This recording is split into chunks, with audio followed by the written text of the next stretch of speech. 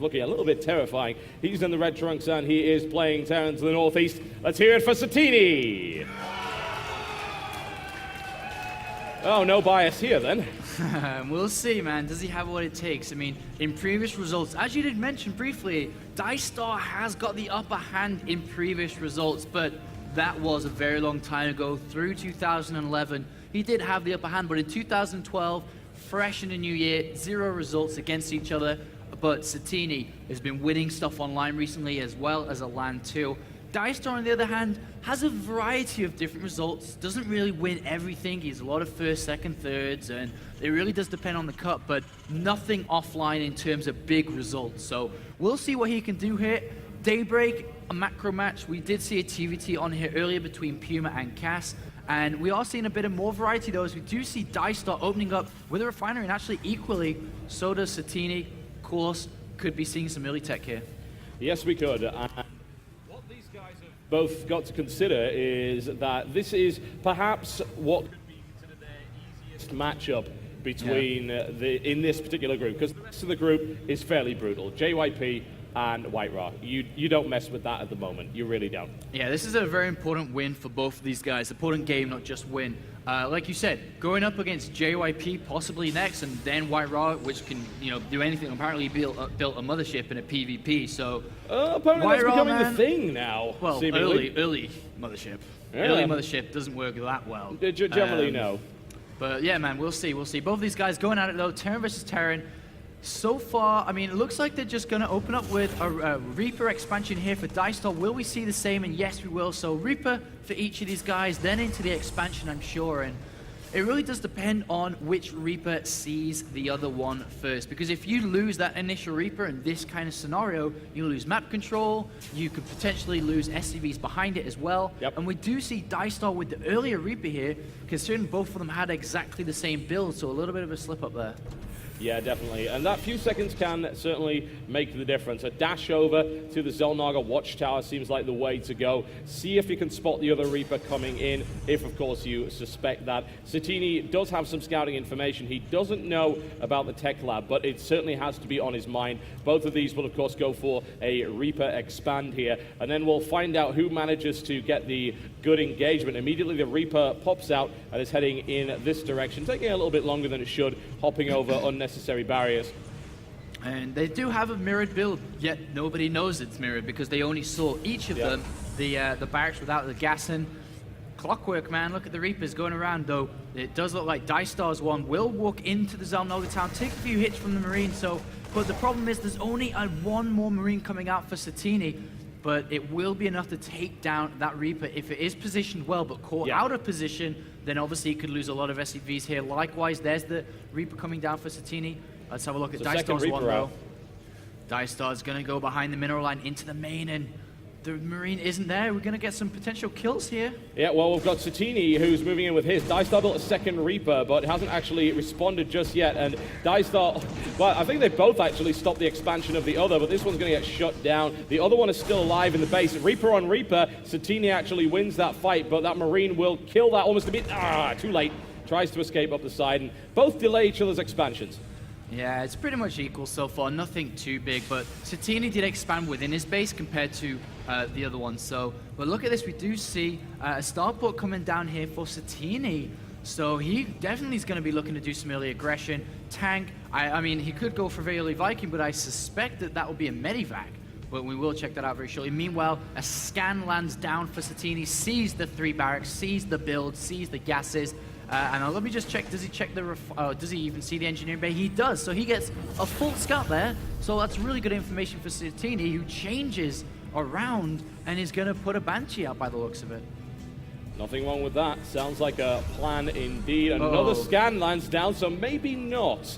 But admittedly, those scans are, of course, costing both of them in terms of potential revenue, but they want to be safe. In this kind of matchup, a build order slip-up will put you in a horrible spot. I can't imagine that this is going to be with Cloak. He hasn't bothered to start it, so it's a bit late for it now, and it's a good idea not to go with Cloak. It will be shut down too easily, especially with that scan. Yeah, and he's basically looking in to go in, maybe find some SCVs potentially, because going for this bio build, there's no factory, there's no starport, of course there's not going to be any Vikings, you only have the ground army we see now to defend. So if there's no turrets down as well, and to defend everywhere with only turrets, that's a lot of money to be invested in. So there's always going to be holes that a Banshee can find. But we do see this push out here, which is going to catch Satiini a little bit off guard, because he should be like, wait a minute, you scam me building a Banshee, man. Why are you moving out with your Marines? You should be defending this. So he doesn't have siege mode and has to start it immediately. Yes, it does. The Banshee is out on the way to the bottom right here for Satiini as well. That has managed to avoid pretty much everything. Admittedly, DieStar knows that at least something along those lines was deployed. Question is there a missile turret down? There is. It's not the best spot, honestly. It's good for denying drops. It's not in a good position for stopping a Banshee. Admittedly, he's still going to have to find the hole, and he actually does discover it and takes a little bit of fire there and takes unnecessary damage, I feel. He could have gone in a little quite faster than that, but he's now going to be able to stop a lot of mining. Yeah, as long as he doesn't walk into that turret, he should be fine, and he's already got 3 kills, 4 kills now, and that's... But it was paid for itself. Yeah, that's paid for him, man. That's really good for him now, and he's switched back over, so... That was a pure investment of just a single Banshee, then straight into tank and siege mode. So very nice little play there by Satiini, a little bit of harassment. But let's have a look at his overall gameplay. He's added on these additional barracks now and a stim too. And it looks like DieStar though. Let's have a look at this supply. Yeah, he's actually behind in terms of income, and Satiini takes a good lead at the early stages. Yeah, if he can do any more damage, that'll be amazing, but I don't think it's going to happen. Funnily enough, he goes for that Marine. He can't quite pick it off, and DieStar just moves back just a little bit there. Doesn't quite have the range that he needs. I also like the decision of Satiini to put down a sensor tower there. That's absolutely wonderful. Any kind of drop harass coming from that direction will be detected miles away, so he's going to have all sorts of opportunities to intercept. Also, the worker count is heavily in favor of Satiini right now as a result of that harassment. A 7-worker lead as DieStar takes his third. Yeah, DieStar takes his third at a really good time because he didn't need to invest in tanks, which on the other hand, Satiini has. And Satiini doesn't have a third at all, and he can't really afford to go for one unless he cuts unit production. Will he do that though? Will he decide to cut it and take a third base, or will he push out with what could be a significant army because of all these siege tanks? As long as he gets into position, he could lay down so much damage towards any potential third base.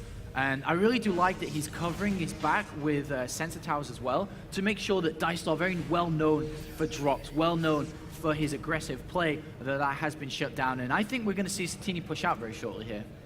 I certainly think so. DieStar is preparing for it. He has a significant Marine advantage, but he doesn't have a lot of tanks, so it's going to come down to positioning. If he catches those tanks undeployed, then DieStar is going to be able to crush that force, and that might even be a game winner for him right there.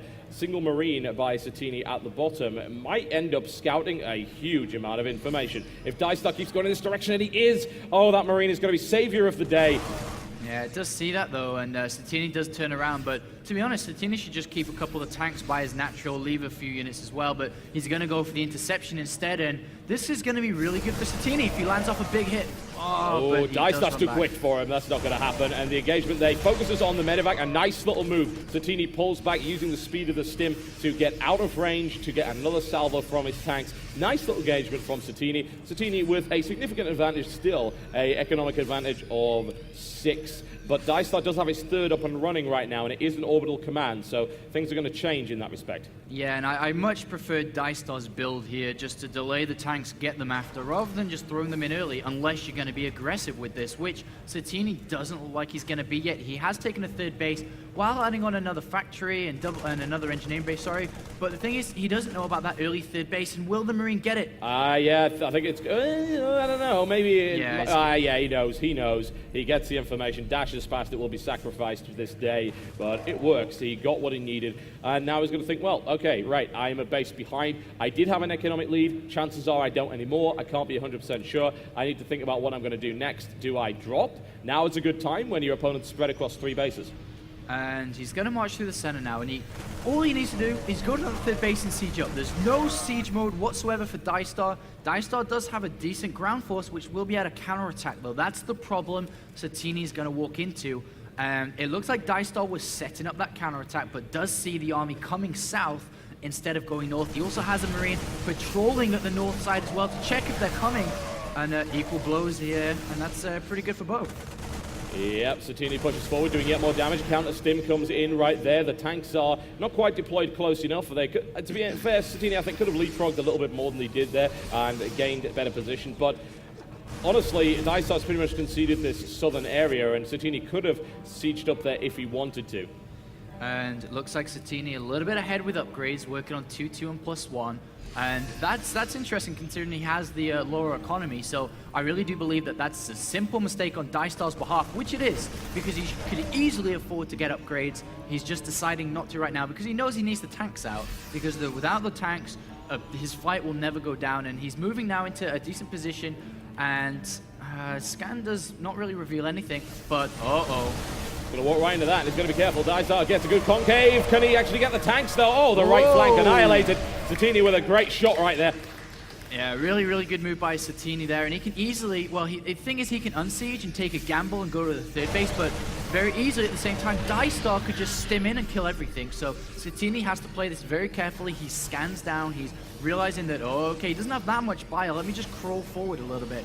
And he is reinforcing at the same time, but Satiini has to do damage. He hasn't taken that third base yet. There's no gas income from there either, and it's okay so far, but he can't stay here because of the Xel'Naga tower.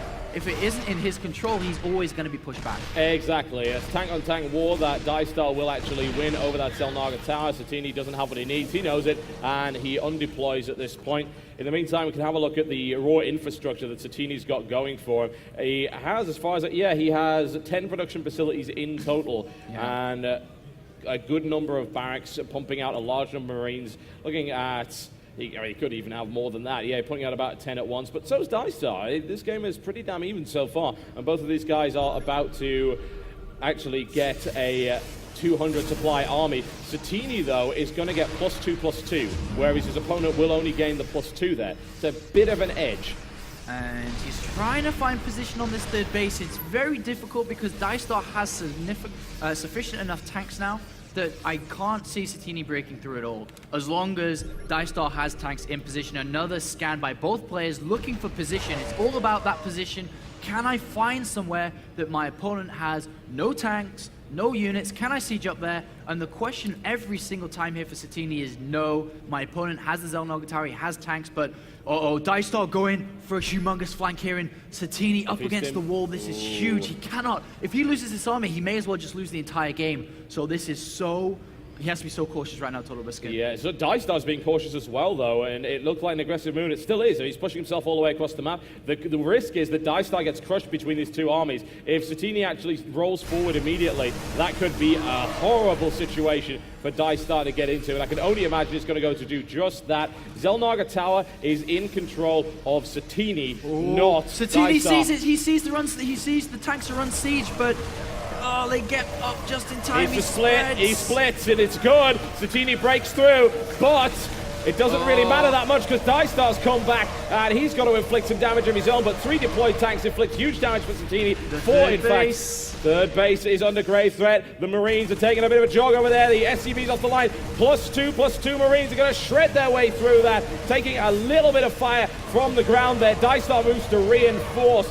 This game is all over the place. Satiini now moving to actually take that position, take control of that Xel'Naga watchtower. DieStar's on the back foot, and he's going to lose the Xel'Naga tower range, and DieStar has to scan. Satiini is controlling this game now very really close. Nice salvo. And he did find that position. He found an opening and he hit it amazingly. Awesome play here by Satiini, and now he's got the map control, which is ever so important here.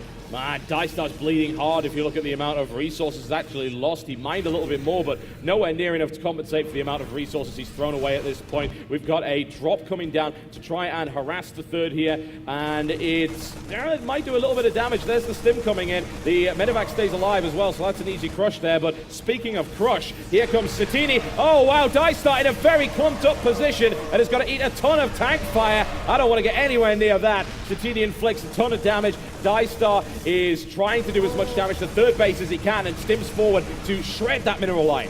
So unfortunate for Satiini not to have units there, but he does manage to clean it up, and he's trying to get position on DieStar in the main. On the third, sorry, but DieStar has tanks there, and nobody really has air control, so they can't push each other back. But the upgrades now are going to be heavily in favor of Satiini, but a flank is coming in here. Yes, he is. He's looking for it. He has control of the Xel'Naga. His opponent has control of the other Xel'Naga. He doesn't know that it's coming, but he's still going to run into a ton of tanks one way or the other, attempting to pincer it. Will it work? It will, because DieStar's got a great concave. He crushes Satiini's army, and he needs to get out of there with those medevacs right now. It's a huge investment. He thankfully is able to do that, and DieStar defends incredibly well there, and is able to at least just lighten up the pressure a little bit. But Satiini has no intention of letting up, gets in there before the deployment, but there are simply too many tanks, and Satiini's army goes up in smoke. Oh man, Satiini gets pushed back now from DieStar. DieStar taking the advantage here with the better production, the more units coming out per cycle, and that little maneuver to Satiini's third base really threw him off guard, man. He lost a lot there just to a handful of Marines, and it's still not over though. Satiini does have position in the middle, and he does have better upgrades, so he's going to do a lot of damage here. Yeah, those +2 tanks are, of course, dealing incredible damage, but DieStar is dancing, he's prancing, and he makes his way through those tank lines. Takes a few more losses than I would have liked, but so many tanks to reinforce. A personal medevac for each remaining Marine on the ground. They aren't going anywhere. Yeah, that's the real thing there, is the Marines won't die because they keep getting healed in between tank volleys when they're so little. And oh no, man, DieStar, I mean, he's going to hold this position, and Satiini can't let him hold this position within his third base. Oh, SCV's coming off. There's going to be a ton of damage there. Satiini doing some, but I don't know if he's got enough. He charges right now with the SCVs. Takes one tank. He takes two. Can he clean this up? Looks like he can. Medevacs don't heal tanks. Satiini holds, but loses a lot of SCVs in the process. Oh, there's a lot of medevacs going down as well. Satiini's having none of that. Goes for it. He needs to try and break the tank, but he can't do it. More Marines coming in to reinforce it. A lot of medevacs thrown away. But this is the damage right now. 26 workers killed on both sides. Satiini's worker count is way lower than his opponent's, and it's looking a little bit grim right here. Oh, that tank won't die, man. It won't die, and it's still... Finally it falls, but DieStar brings it into reinforcements. Quick stim. Satiini losing a medevac of his own. Both sides taking damage, and there's the GG.